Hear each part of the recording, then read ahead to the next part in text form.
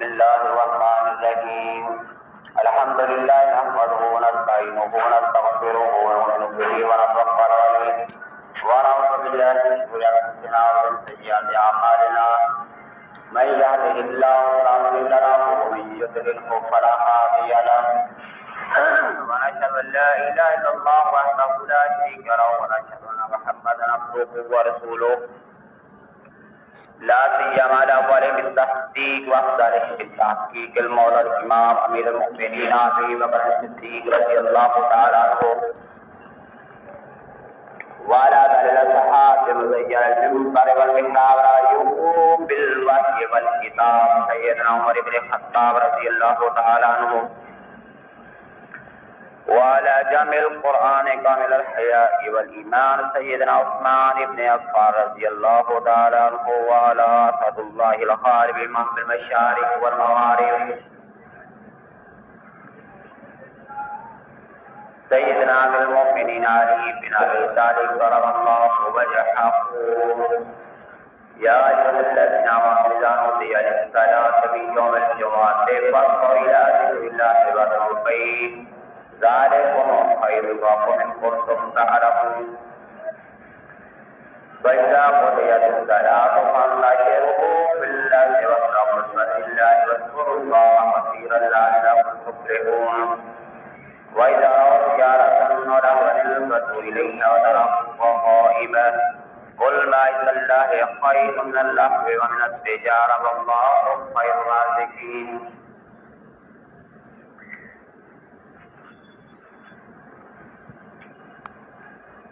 قال النبي صلى الله عليه وسلم الصلاة إمام الدين من أقامها فقد أقام الدين الصلاة ومعراج المؤمنين لو نزل من السماء نار لما نجا منها إلا أهل المساجد. حمد و ثنا کے بعد اللہ جل شانہ کا احسان ہے کہ اس نے ہم کو جمعے کی نماز کی توفیق بخشی ہے. جمعہ المبارک افضل ترین عبادت ہے. نماز جمعہ کا قرآن پاک میں بڑی خصوصیت سے ذکر کیا ہے کہ لوگوں ایمان والوں جمعے کے دن جب اللہ کے گھر سے اذان کی آواز کو سنو تو اپنا کام کا چھوڑ کر اللہ کے ذکر کی طرف بھاگ کر آؤ. اور یہ تمہارے لیے بہتر ہے اگر تم علم والے ہو. اور جب نماز سے فارغ ہو جاؤ تو زمین پر پھیل جاؤ, اللہ کا فضل تلاش کرو اور اللہ کا ذکر کثرت سے کرتے رہو تاکہ تم کامیاب ہو سکو. تو جمعے کے دن اچھا لباس پہننا, عطر لگانا, خوشبو لگانا اور جمعے کی تیاری کرنا اور پھر خاص اہتمام سے اللہ کے گھر کی طرف آنا. فرمایا کہ جمعے کی نماز کے لیے جو آدمی گھر سے چلتا ہے تو فرشتے اعمال نامہ کھول کر, ایک دفتر کھول کر اس کے قدموں کے نشانات پہ لکھتے ہیں. اور پھر جو آدمی مسجد میں داخل ہو جاتا ہے اور نماز کے دوران کوئی ایسی حرکت نہیں کرتا جو کہ نماز کے منافی ہے اور نماز ادا کر کے چلا جاتا ہے, تو فرمایا کہ جمعے کی برکت سے اللہ جل شانہ آدمی کے ایک ہفتے کے گناہوں کو معاف فرما دیتا.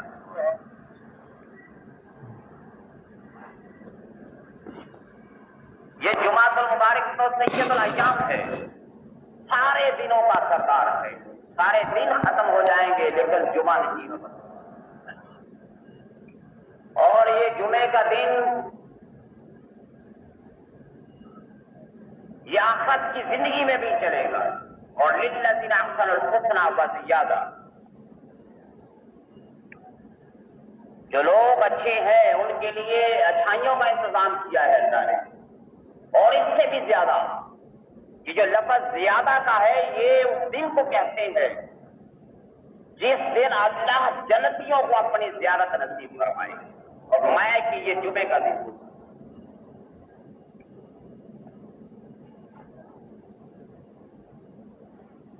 فرمایا کہ جب تک جمعے کا دن سلامت ہے اس وقت تک قیامت نہیں آئے گی، اور قیامت جو ہے 10 محرم کو جمعے کے دن آئے گی۔ اور علماء نے تصریح کی ہے کہ بعض علماء نے تو یہ لکھا ہے کہ عید الفطر اور عید الاضحیٰ سے بھی افضل جمعے کا دن ہے۔ تو کیا آپ اس کی عظمت کو نہیں سمجھتے؟ آپ اس کی عظمت کو، اس کی اہمیت کو تسلیم نہیں کرتے۔ ایک دن میں ایک ہفتے کے بعد آدھا گھنٹہ اللہ کو دینا مشکل ہے۔ بدل فرمایا کہ جمعے کے دن جو اللہ کے گھر میں آ کے بیٹھتا ہے وہ خدا کا مہمان ہوتا ہے، اور اللہ کا جو مہمان ہے وہ اپنے مہمان کی عزت، اللہ اپنے مہمان کی تکریم کرتا ہے۔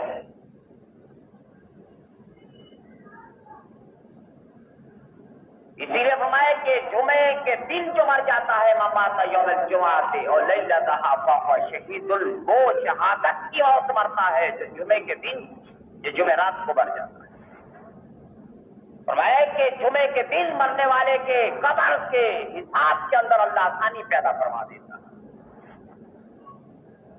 اور پھر ہم یہ چاند روپیوں کی خاطر، چاند دیناروں کی، ڈالروں کی خاطر کتنے قیمتی لمحات کو ضائع کر دیتے ہیں۔ بھائی کتنی دیر لگتی ہے؟ فرمایا کہ جو آدمی جمعے کی نماز اذان کی آواز سن کر بھاگ مسجد میں آتا ہے، فرمایا اس کی جمعے کی نماز ادا ہو جائے گی، لیکن وہ جمعے کی فضائل اور برکات سے محروم رہ جاتا ہے۔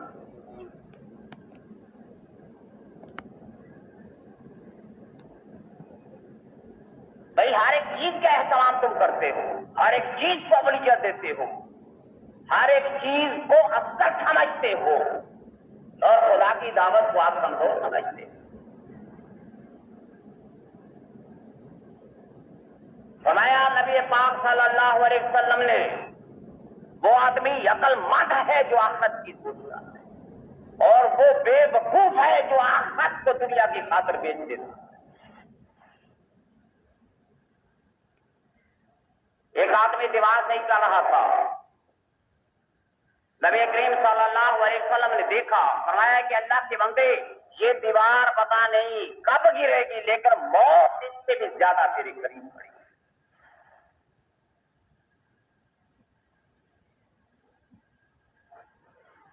فرمایا کہ موت اس سے بھی زیادہ تیرے قریب پڑی۔ بھائی بڑے بڑے لمبے چکروں میں ہم پڑے ہوئے ہیں، ہم ایسی بحثوں میں لگے ہیں، ایسے کاموں میں لگے جن کا بندے کے ساتھ کوئی تعلق نہیں، اس کے دین کے ساتھ، اس کی اسلام کے ساتھ۔ اور من حسن الاسلام ترکہ ما لا یعنی ہے، میرے پاک نبی کا فرمان ہے کہ مومن کے اسلام کی خوبی یہ ہے وہ ایسی چیزوں کو چھوڑ دے جس کے ساتھ اس کا کوئی تعلق نہیں ہے۔ بھائی کیا